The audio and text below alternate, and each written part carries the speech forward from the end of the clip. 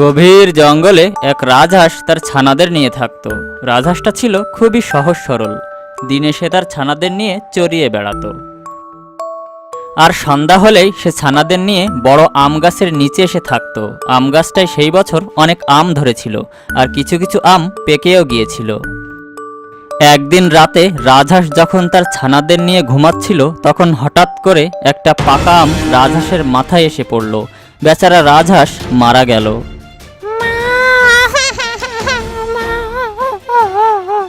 ভাই, মা উঠছে না কেন? তার কি হয়েছে?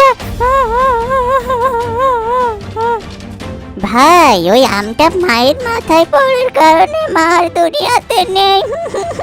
মা আমাদের ছেড়ে অনেক দূরে চলে গেছে।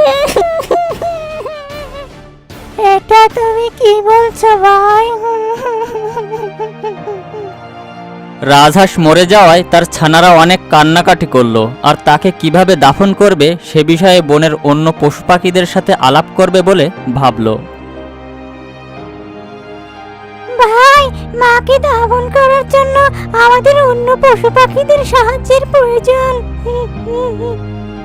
তুমি ঠিক বলেছ। আমি যাই খরগোশের কাছে, আর এ বিষয়ে কি করা যায় তার পরামর্শ নিয়ে আসি। তাই রাজহাঁসের এক ছানা প্রথমে গিয়ে পৌঁছালো এক খরগোশের কাছে। সে গিয়ে খরগোশকে সব কথা জানালো, কিন্তু এ বিষয়ে খরগোশের কিছুই জানা ছিল না। তাই সে কোনো কিছু না বলেই সেখান থেকে চলে গেল। তারপর রাজহাঁসের ছানা গিয়ে পৌঁছালো এক ভাল্লুকের কাছে, কিন্তু ভাল্লুক যে কথা বলল তা ছোট ছানার মনে ধরল না, আর তাই সে সেখান থেকেও ফিরে আসলো। আর শেষে গিয়ে পৌঁছালো এক শিয়ালের কাছে।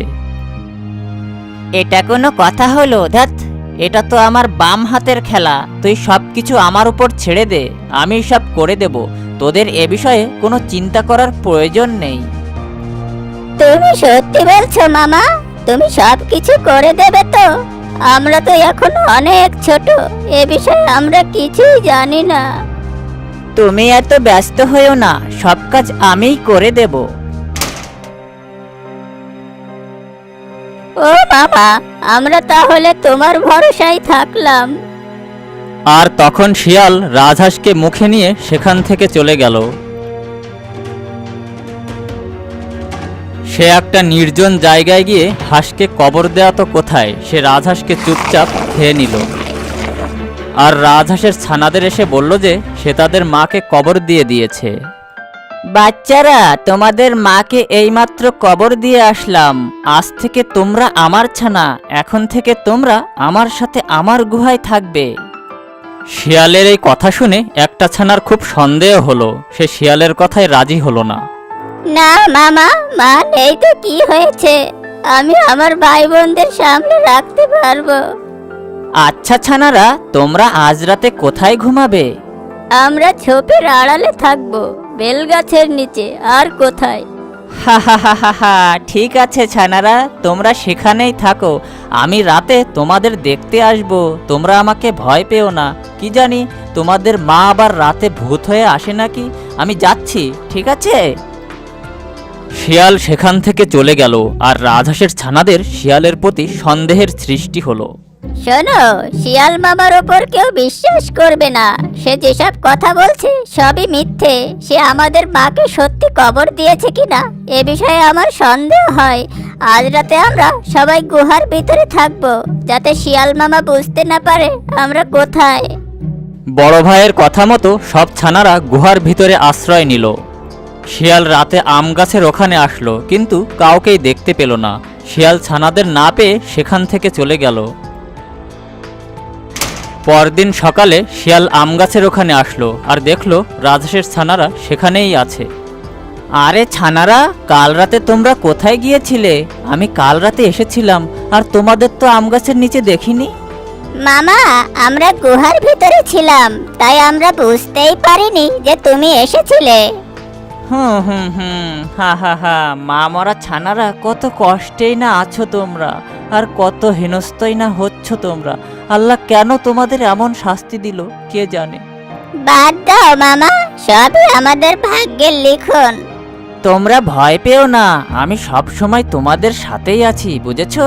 আমি যাচ্ছি। রাতে আবার আসবো। না মামা, এটার প্রয়োজন নেই, আমি সবকিছু সামলে নেব। এই কথা বললে কি হয় যে আমি তোমাদের দেখতে আসবো না?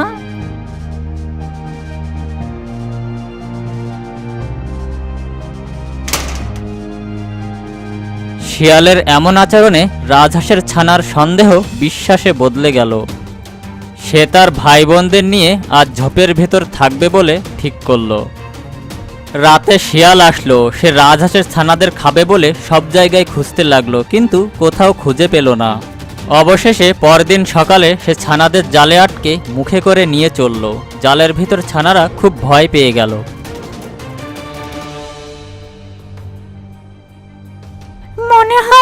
মনে হয় আজ আমাদের শেষ সময়, আজই আমাদের খেয়ে নেবে। ভয় পেও না, কিছুই হবে না আমাদের। শিয়াল ছানাদের নিয়ে বনের বাইরে চলে গেল, আর সে একটা বিলে পৌঁছে গেল। বিলের মধ্যে ছোট্ট একটা খাল ছিল, সেখানে ছিল চোরাবালি। আস্তে আস্তে যাও মামা, আস্তে আস্তে যাও, আর তা না হলে পা পিছলে পড়ে যাবে, আর কাদায় পা একবার আটকে গেলে আর উঠতে পারবে না, তলিয়ে যাবে। সত্যি সত্যি তাই হলো। শিয়াল চোরাবালিতে আটকে গেল আর উঠতে পারল না। আর তখন ছানারা সেখান থেকে বের হয়ে চলে গেল। লোভে পড়ে লোভী শিয়ালের প্রাণ নাশ হলো।